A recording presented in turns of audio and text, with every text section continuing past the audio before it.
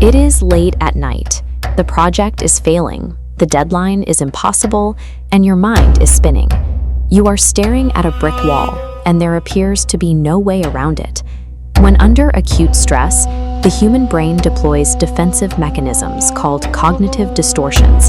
It locks us into rigid patterns, catastrophizing that every single thing will go wrong, or falling into black and white thinking, where a situation is either a total success or a total failure. These mental shortcuts trap us.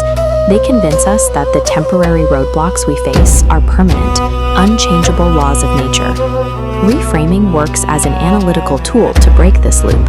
It focuses on identifying the core issue and consciously shifting the angle from which you view a problem. Moving from failure to a breakthrough rarely requires more money or more time. It often requires recognizing that the wall in front of you is a limitation of the frame you're using. In April 1453, Ottoman Sultan Mehmed II was bombarding the walls of Constantinople.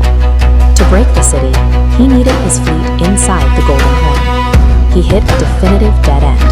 The defenders had stretched a massive, impenetrable iron chain across the harbor entrance, denying Ottoman ships any access to the bay. Both sides shared a rigid cognitive assumption. Ships require water to move. If the water is blocked, the fleet is neutralized. Mehmed looked past that assumption. He realized his objective was not to sail ships into the bay. His objective was simply to get ships into the bay, regardless of the medium. On the night of April 21st, he ordered his men to pull 70 ships out of the water.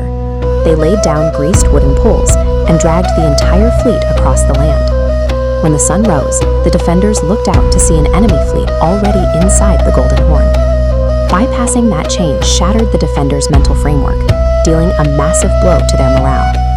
Centuries earlier, in 7th century Arabia, a leader named Umar bin Al-Khattab was locked in his own rigid frame of violent tribalism. His hostility toward a new faith culminated in a physical assault on his sister, Fatima, for her conversion to Islam. He expected her to yield. Instead, seeing her bleeding yet entirely steadfast broke his mental loop. His assumption that her faith was a minor rebellion collapsed in the face of her conviction. This pause allowed him to drop his prior assumptions. He chose to actively listen to the source material, the Quran, which resulted in a total shift of his worldview. Later, Omar faced the Year of Ashes, a devastating famine. His society operated under rigid laws demanding severe punishment for theft. Omar chose a systemic reframe. Viewing theft during starvation as a societal failure, he suspended the punishments for the crisis. By prioritizing survival over the letter of the law, Omar prevented the famine from triggering a total social collapse. His ability to reevaluate his internal and systemic assumptions resolved a crisis that force alone could not. You probably aren't conquering empires, but the exact same psychological mechanism applies to navigating workplace conflicts and personal anxieties. Catch your automatic negative thoughts with a reality check.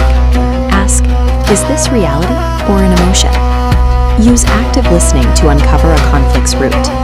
If a colleague seems obstinate, shifting perspectives might reveal they are simply burning out. These steps replace a culture of blame with compassionate curiosity, making collaboration a viable path forward. When fear and confusion make you feel powerless, purposefully changing your perspective is the fastest way to restore your sense of agency. Changing the frame is what turns an immovable iron chain into a land bridge, and an adversarial coworker into an ally. True dead ends are incredibly rare. Usually, the obstacle in your path is an illusion, a constraint of the current frame that disappears when you change your angle of approach.